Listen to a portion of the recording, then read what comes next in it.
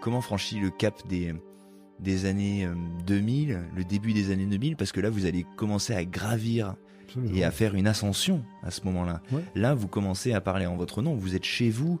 Ouais.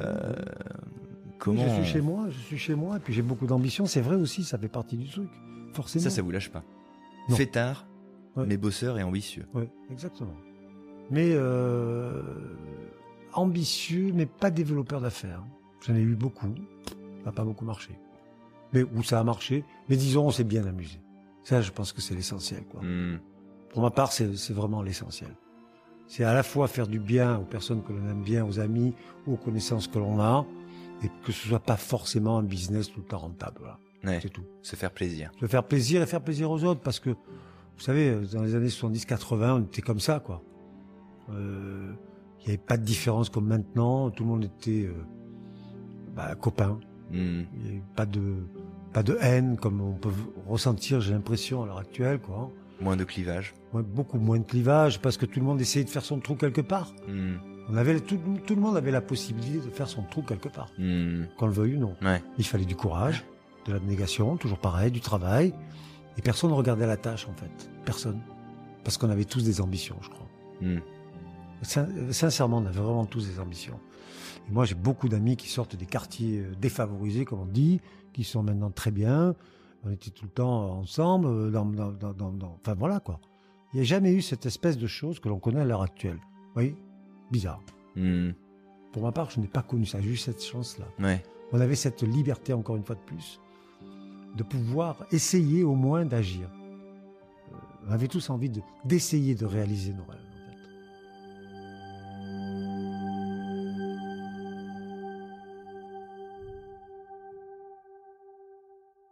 Et alors, l'un des membres donc de cette bande de joyeux, dynamiques, bosseurs et ambitieux finit à la fin des années 2000 par obtenir 3 étoiles. Oui. Son Graal. Oui, mais il a fallu pour ça passer par... j'avais à l'époque, et j'ai toujours d'ailleurs, mais bon, pas les mêmes, j'ai toujours de très bons collaborateurs, mais à l'époque j'avais aussi d'excellents collaborateurs. Des gens qui avaient envie aussi. Et vous savez, pour obtenir cela, à un moment donné, la salle de restaurant n'était pas ce qu'elle est maintenant. Et j'ai dû prendre un risque énorme à ce moment-là. J'ai dû casser ma salle de restaurant avec un maçon que je payais très peu. Il n'y avait plus rien pour aller demander un crédit. C'est-à-dire, on ne voulait pas m'octroyer de crédit à l'époque parce que c'était des crédits très, très chers, etc. Et ils ne voulaient pas parce qu'ils ne croyaient pas trop, parce qu'on avait 2 étoiles, ça VGT, etc., etc. Ben, j'ai fait, ça va être très simple, on va tout casser. Et on n'aura plus le choix. On va faire des photos, on va tout casser, on va aller voir le banquier, on va voir ce qu'il nous dit. Qu'est-ce que vous voulez, reprendre la maison? On paie nos dettes, on reconstruit, et puis on essaie de partir sur de bonnes bases. Ah, il m'a dit OK. Donc j'ai pu avoir un crédit après avoir pété ma salle à manger. C'est pas commun quand même. Non, c'est pas commun du tout, mais bon, peu importe, de temps en temps, il ne faut pas avoir peur de faire. Oui, j'ai bien compris que c'était là. Ouais. Et donc, il a bien compris qu'il fallait qu'il me donne un crédit, enfin, qu'il m'octroie un crédit, que j'ai eu. Donc, j'ai refait toute ma salle à manger. Elle n'est pas comme elle est maintenant, mais bon, voilà, elle a changé, elle avait changé. Et je me suis dit, c'était en 2006 ou 2007. Je me dis, c'est pas possible. Les gens ne peuvent pas percevoir en 2005-6 la cuisine que je faisais. Ils ne pouvaient pas la percevoir dans la salle à manger que j'avais. Donc, je dis, on va la péter, on va refaire autre chose. Donc, j'ai refait autre chose. Et figurez-vous qu'en 2008, voilà, la nouvelle est arrivée. On avait fait pendant une décennie des efforts constants. Il a fallu que je sois là du matin 7h au soir minuit, non-stop, pendant une décennie. Pour parfaire certaines choses, pour comprendre mes défauts, pour analyser là où ça faisait mal, pour regarder en face tout ce que je ne savais pas faire et sur quel point je devais bonifier mon service, ma cuisine, ma vision des choses, mon accueil, mon art de la table, mon agencement de menus. Ça va par plein de choses, quoi, par la calligraphie des menus, par qu'est-ce qu'on pouvait apporter de plus qui soit différenciant sans être tout à fait déconnant. Enfin voilà, quoi. C'est beaucoup de travail. Et un bon matin de 2008, à l'époque, le téléphone portable sonne, rare. J'étais sur une piste de ski à Puy-Saint-Vincent, je me rappellerai toujours. Petite station, très sympa. Et donc, je reçois cet appel extraordinairement génial. J'étais avec mon fils à l'époque, tout gamin. Et je faisais la dernière piste, donc il a fallu qu'on reparte avec un ratrac parce que je suis resté sur la piste tellement j'étais momifié de joie et pétrifié de doute. Vous voyez ? Tout de suite. Tout de suite. Des doutes. Bah, tout de suite, des doutes. Je me suis dit, oh là là, mais qu'est-ce que c'est ce truc-là, quoi ? Ouais, alors que vous l'attendiez depuis toujours. En Quasiment. fait, non. Ah. Alors, en fait, non. J'ai mis des années à attendre quelque chose qui n'arrivait pas. Donc, je me suis dit, il faut rien attendre. Il faut travailler. Il faut faire plaisir à tous tes clients, à tous tes hôtes. Il faut absolument que tu ne fasses aucune différence entre tous tes hôtes.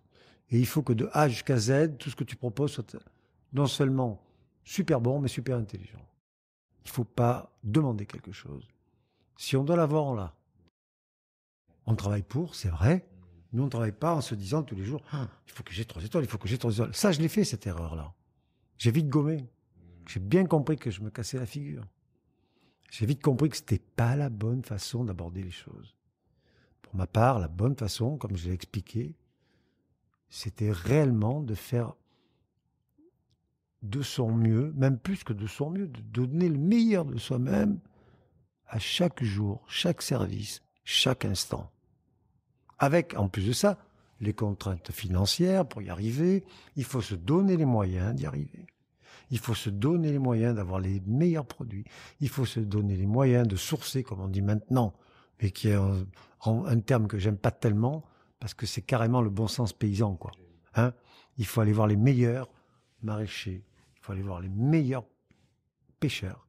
Il faut refaire... il faut tisser un lien, comment je dirais... un partenariat, un lien... Oui, c'est organique. C'est organique. Ouais. Particulièrement d'amitié avec tous ces producteurs, tous ces pêcheurs, tous ces marailleurs, tous ces pêcheurs-cueilleurs qui vous amènent quand même la quintessence de ce que la nature peut vous fournir. Et moi, je ne suis là que le réceptacle pour essayer de redonner le vrai goût des choses sans le falsifier, mais en le bonifiant, quoi. Ça a été un travail qui m'a passionné, qui me passionne toujours. Mais il ne faut pas oublier que je travaille 70 espèces maintenant peut-être moins, 55 à 60 espèces de poissons par an. Je pense avoir été le premier à diversifier la pêche et accentuer la pêche raisonnée à la palangre. Le premier à ce qu'en France, le poisson ne touche jamais la glace, j'ai l'impression. Un des premiers à faire de la maturation, un des premiers à faire du garum, ou j'en sais rien, je ne fais pas un concours de vitesse. Non, mais ceci dit, vous êtes encore rare à le faire. On se parle de la glace notamment, on se parle de la maturation. On a l'impression que les gens le découvrent aujourd'hui. Hein. C'est ça. Mais nous, ça fait plus de 20 ans qu'on le fait, 2 voire 3 décennies, quoi. Et ceci a utilisé le maximum toutes les chairs du poisson, les yeux, la langue, les ouïes, les têtes, les arêtes, la peau, les écailles, enfin bon, tout, pratiquement tout, avoir le moins de déchets possible, parce que le poisson est une matière, une denrée qui est très chère, ok. Et un bon cuisinier doit être aussi un garde-manger. C'est-à-dire, ça fait partie comment dirais-je, du verbe de la cuisine. Garde-manger, ça veut bien dire ce que ça veut dire, ok. Et oui, puis il s'agit d'être à la hauteur de ce produit et de la valeur qu'il a. Oui, c'est ça, complètement. C'est pour ça que je parle aussi de garde-manger, parce qu'on doit toujours être regardant sur ce que l'on a, pour le bonifier, bien entendu, pour le conserver, forcément, et pour en tirer le maximum de ce que l'aliment ou le poisson peut nous donner, quoi. Ou le légume, c'est pareil. Et maintenant, ma cuisine est aussi axée de plus en plus, vous voyez, ça fait 3-4 ans qu'on travaille là-dessus, sur le légume, de plus en plus. Parce que j'aspire dans le futur à, puisque la mer se raréfie, si je puis dire, le poisson se raréfie, à ce que le poisson devienne le condiment d'un légume. Ça, c'est le futur.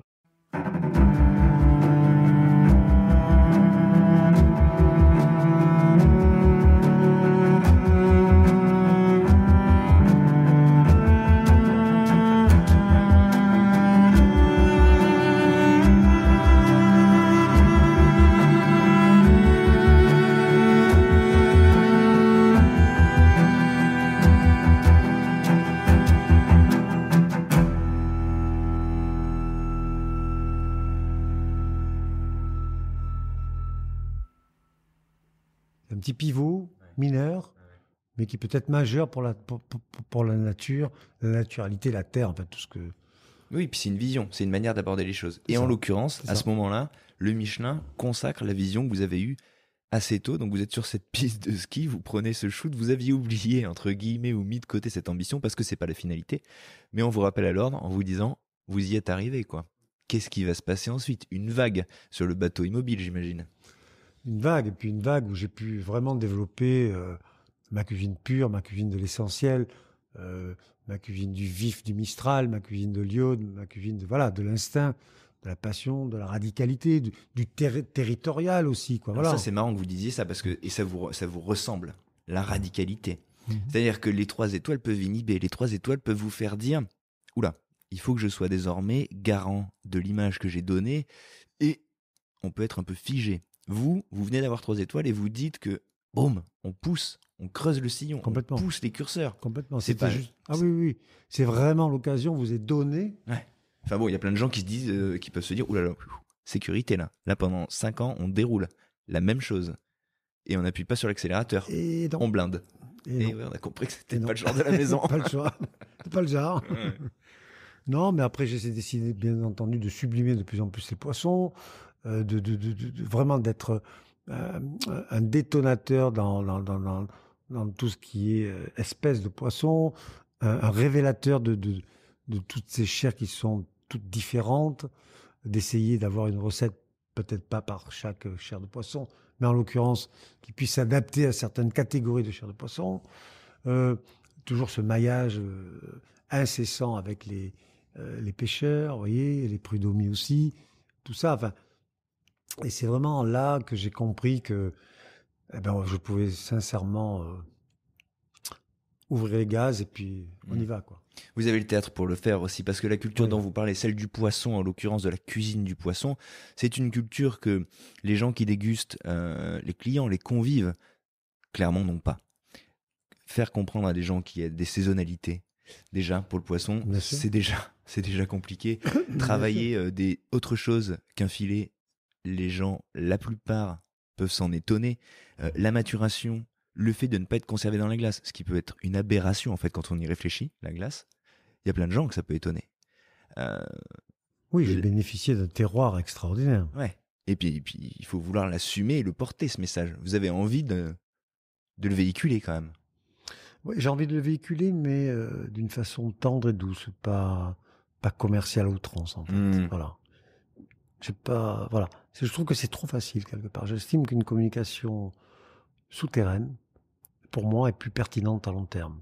Elle est moins efficace, mais elle est plus pertinente à long terme. Les gens commencent à comprendre qu'ici, il y a eu pas mal de choses qui se sont déjà faites, qui sont toujours en train d'évoluer, et qui sont, je l'espère, grandissantes. C'est un Mm. peu ça, ma philosophie. C'est pas faire un éclat en prenant des Instagrammeurs ou je sais pas trop quoi. Enfin, vous voyez le truc actuel, quoi. Ah ouais. Bateau, à mon sens. Parce que tellement éphémère. Moi, je joue pas sur l'éphémère. Non, non, j'essaie de jouer. J'essaie de jouer sur la constance, sur la régularité, Ouais. sur, comment dirais-je, la créativité raisonnée. Ouais, alors ça c'est marrant, créativité raisonnée, ça vous va bien parce que j'allais vous dire, vous êtes quand même un contraste sur Oui, pattes. oui. Parce que C'est pour ça que là je m'y vous retrouve. avez. Ouais. C'est pour ça que je m'y retrouve. Oui, mais là Clairement. c'est une parole de sage. Le temps, laisser le temps aux choses de s'installer, d'installer une philosophie, de la partager.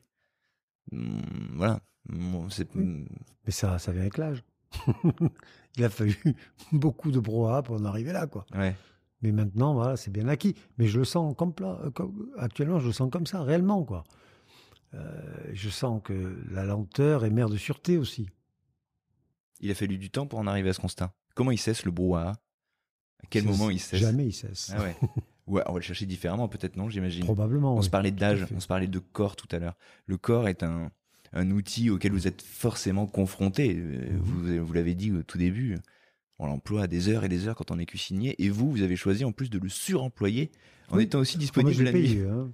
Ouais. J'ai bien payé quand même. Bon, hein.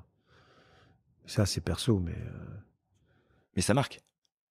Si quand on paye, j'imagine. oui, ça marque, apprend. ça apaise aussi, ça montre la chance, que ce que l'on a, ben, rien n'est jamais acquis, ça c'est important. Hein. oui, ça donne un petit peu de corps aussi à tout ça, quoi. Vous êtes senti en danger, parfois? Ah, moi, j'ai été en danger plusieurs fois. Si c'était qu'une fois, Ouais, vous plaisantez. ça vous amuse. Hein, non, ça m'amuse pas. Si vous riez. Ben, j'en ris, heureusement que j'en ris. Non, non, parce que mais je persiste à croire et je signe. J'ai beaucoup de chance. J'ai beaucoup de chance. Hmm. Je mesure ma chance.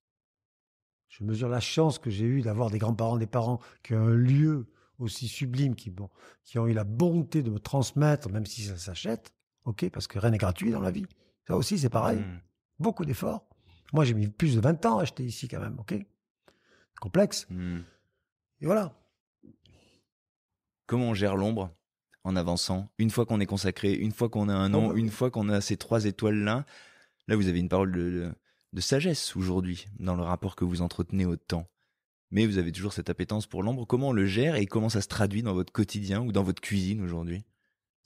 On gère en partageant ce côté sombre avec beaucoup, une trame d'amis et de copains artistes, si je puis dire, qui partagent aussi ces mêmes craintes et ces mêmes bonheurs, quoi. Beaucoup par la parole. Vous voyez, hier soir, j'étais à un club de lecture très poussé. Bon, après, c'est assez intellectualisé le truc, hein, faut pas croire. Donc, si vous voulez partager certaines choses, certaines angoisses, certaines peurs, et puis certaines créations, parce qu'on est tous là. Si on est, comment dire, si on a un côté caché, c'est qu'on doit être créatif à un moment donné, quoi. Mais là vous parlez vous parlez de la fibre artistique, on se parle Oui, d'artiste là, on se parle d'art. tout à fait. Hmm. Mais je pense que la cuisine fait partie de l'art, Hmm. sincèrement. Hmm. Je crois. Et c'est un art qui est très compliqué aussi. Et il se remet en selle 2 fois par jour aussi. Oui.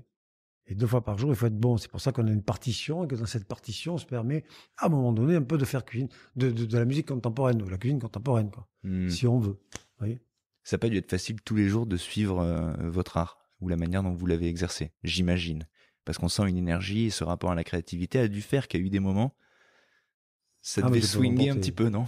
Je peux m'emporter aussi très très fort. Très très fort. Bien entendu. Et puis d'ailleurs, j'adore ça, hein, finalement. Oui, on n'a pas envie de se renier là, j'ai l'impression. Non, mais j'aime bien, quoi. Et puis voilà, bon,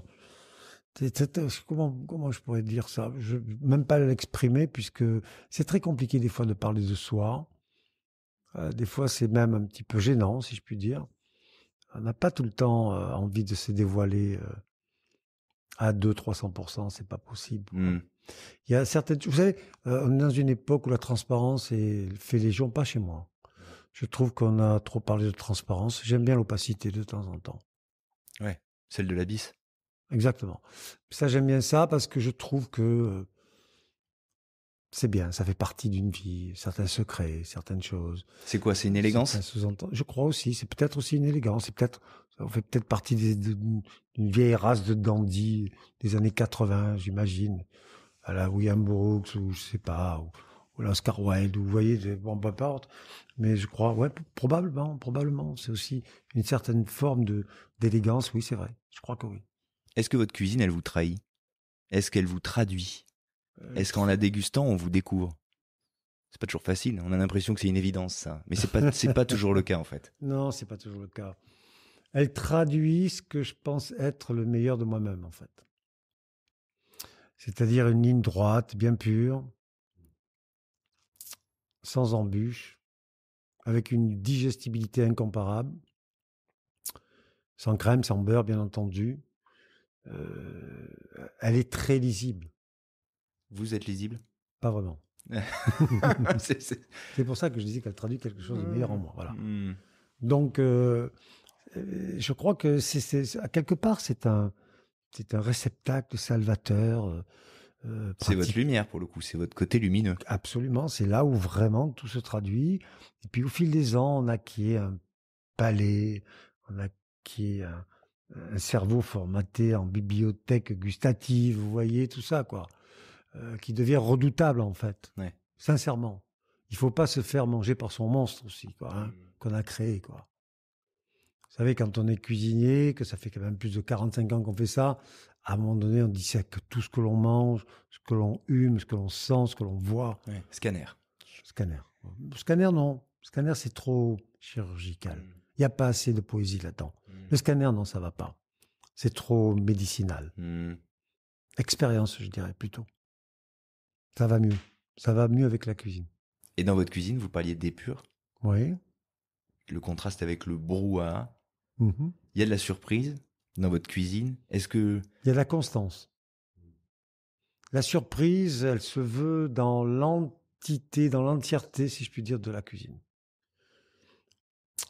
Étant donné que c'est vraiment axé sur le régime crétois, la diète méditerranéenne, sans que pour cela ce soit offusquant pour le convive, quoi. C'est pas quelque chose de rébarbatif, bien au contraire. Ouais. Et comme je vous l'ai dit au départ, il faut que tout coule de source. C'est-à-dire que du point A jusqu'au point Z, de la lettre A jusqu'à la lettre Z, tout ceci soit comme une musique assez constante, comme ça, avec de temps en temps des interstices pour mieux apprécier le reste.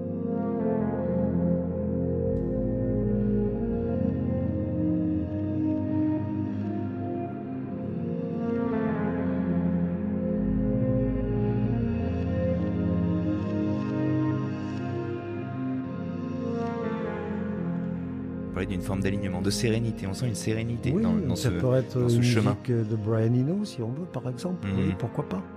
Qui peut être rébarbatif pour certains, mais pour d'autres, c'est génial. Ouais. Vous voyez le truc? Ouais. Pas dire que c'est ça, mais clairement, c'est dans cette veine-là, quoi. Ça peut être du John Cage, je sais pas, ça peut être du Zappa. Des fois, c'est du Zappa aussi, pourquoi pas. Moi, je vous parle des anciens ou des contemporains, quoi. Hein.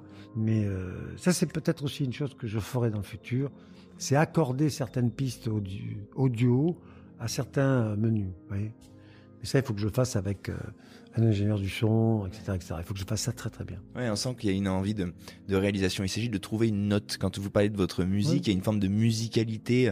Quand vous parlez de votre cuisine, pardon, je fais un lapsus, il y a une forme de musicalité. Oui, il y a un rythme. Ouais. Dans un menu, il y a un rythme. Mm-mm. Si on sait qu'on dépasse 15 minutes dans chaque plat, ce rythme est perdu. Vous voyez, moi, il n'y a rien de plus qui me fatigue que les gens qui sortent fumer, quoi, je veux dire. Non, mais, sincèrement, je comprends pas. Bon, moi, j'étais fumeur pendant des années, j'ai arrêté, je m'en trouve très bien. Mais les gens qui viennent, qui vous fument 10 cigarettes, ou 8 cigarettes, ou 4 cigarettes pendant le repas... Mais c'est comme si on sortait pendant le film. C'est exactement pareil, c'est juste ça. Voilà, quoi. Nous, on est là, on est une équipe, on est 20, 25 en cuisine, quoi. Ouais, il y a un concert. C'est un concert, vous voyez ce que je veux dire. Les gens sont... mes gars, ils sont super assidus, et très concentrés pendant 2 heures. Il ne faut pas leur demander plus, quoi. Après, c'est compliqué, déjà. Et ça fait 4 heures par jour, quand même, 2 fois 2. Hein? Bon, ben, c'est des petits exemples. Bon, on le conçoit, c'est le client est roi, on le sait très bien, tatati, tatata. Enfin, il y a des fois, de temps en temps, il faut leur dire, c'est sympa, mais moins, s'il vous plaît. Moins, c'est mieux. C'est quoi la prochaine tournée? Vous les envisagez comment? Vous l'envisagez comment, votre cuisine, dans les années à venir? Et vous vous projetez comment?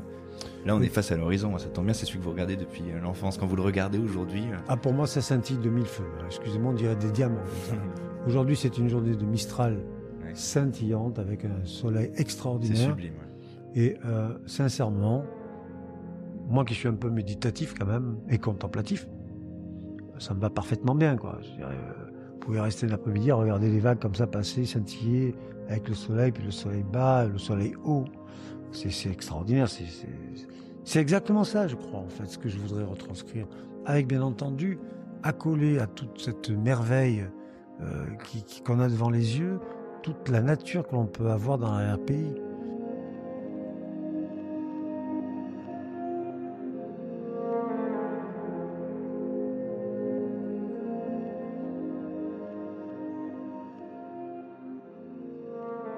Et tout ceci accolé, mis ensemble, comme ça, bien, ce maillage fait que, d'une part, on se sent responsable de ce que l'on offre, on se sent responsable des gens avec qui on travaille, on se sent responsable de nous autres, bien sûr, mais on se sent responsable et avec l'envie de faire plaisir, c'est ça le sujet, en fait, il est là.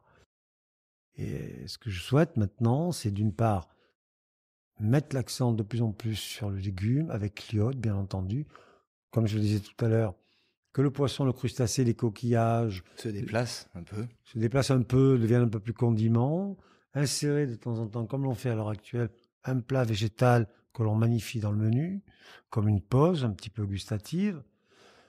Peut-être faire entrer certains légumes dans les desserts, pourquoi pas, c'est déjà pas mal, je trouve.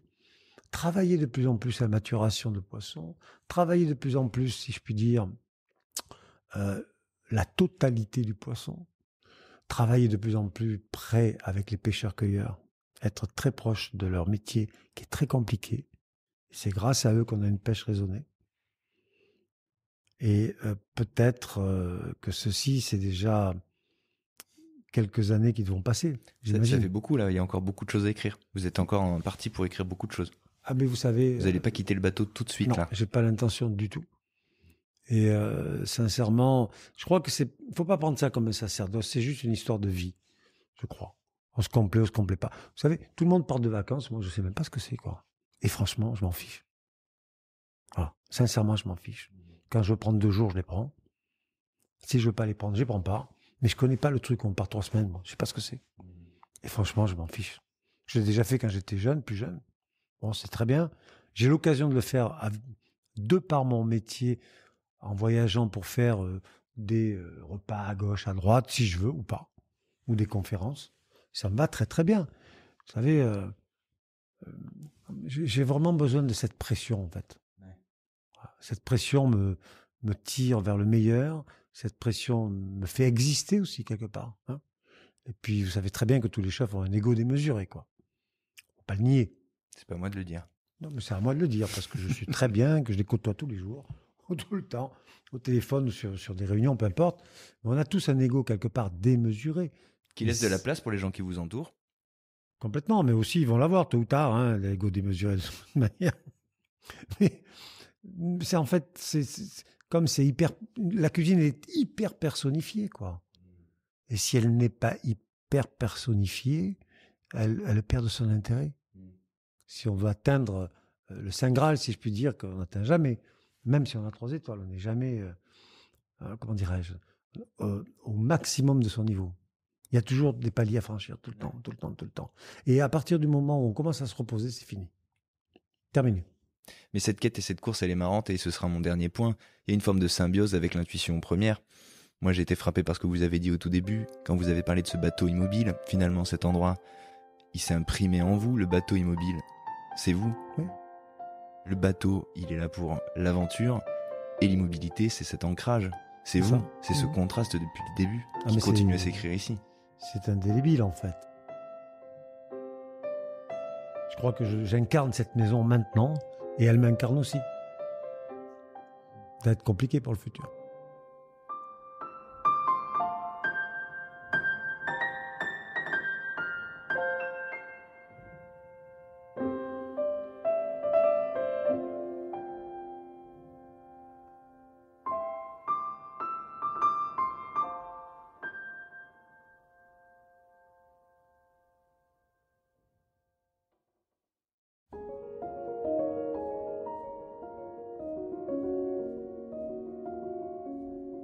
Comment écrit-on le futur quand on a vécu si intensément ? Comment penser qu'il puisse ici y avoir, après ce Gérald-là, un futur à Paseda ? J'ai croisé de nombreux chefs, mais je dois avouer que je n'ai jamais rencontré une énergie comme celle-ci. Un homme qui respire à ce point l'endroit où il est né, qui traduit à ce point sa personnalité, qui prend la vie à pleine main pour écrire son lendemain. Le jour, la nuit, on le sent, ce chef les a brûlés, explorés. Et les abysses, il y est descendu souvent et sans toujours sûrement respecter les paliers. La chance ou l'histoire ainsi écrite a fait qu'il est toujours remonté et que la lumière retrouvée a posteriori a toujours justifié sa plongée. C'est comme si pour peindre son soleil et sa mer le plus justement, comme il les aime, avec sa radicalité, Gérald Paseda avait toujours dû descendre dans l'obscurité. Quand je vous annonçais que le titre de son livre en disait long, que des abysses à la lumière signifiaient ce mouvement longtemps opéré qui a sûrement permis au chef de trouver sa voie. Dans le tumulte des nuits, dans les cris et aussi sûrement parfois les pleurs, il attendait finalement le jour pour que cette vie repose et se traduise en cuisine, pour ce qu'il avait pensé, croisé, pour que les doutes et les excès s'alignent enfin sous le soleil face à cette Méditerranée. Il a dû en voir ce rocher. Elle a dû en voir cette ville. Et aujourd'hui, dans la blancheur de cette salle, dans ce décor irréel de beauté et de sérénité, si l'on tend l'oreille au-dessus de cette cuisine inspirée, posée, sereine, épurée, on peut entendre, je crois, la rage d'une jeunesse indomptée, d'un fou d'une certaine manière, d'un affranchi, ça c'est sûr, et d'un sage aussi. Et je peux ici, face à l'éternité, répéter cette conviction qui me guide depuis le premier jour où je vous ai parlé ici. On ne comprend vraiment une cuisine que lorsqu'on connaît celui ou celle qui l'a fait. Merci à tous d'avoir écouté ce podcast. J'espère que vous avez, comme moi, aimé écouter le chef Gérald Paseda. Je me rappellerai longtemps de ces heures partagées face à la mer. Chef, merci pour cet accueil et cet échange mémorable. Merci à notre partenaire dont je vous parlais en introduction, le Club Pépite. Vraiment, allez voir sur Insta, @clubpépite, tout attaché, club au singulier, pépite au pluriel. Hâte de lire vos retours, votre avis sur cet épisode. Écrivez-moi sur Insta aussi, @chefpodcast. Vous savez que j'adore nos échanges entre passionnés. Allez, je vous dis à mercredi sur ce même podcast avec Chaud pour partager ce qui fait l'actualité de la gastronomie et de la restauration. Et lundi prochain pour un nouvel épisode, une nouvelle histoire, un nouveau chef. Salut!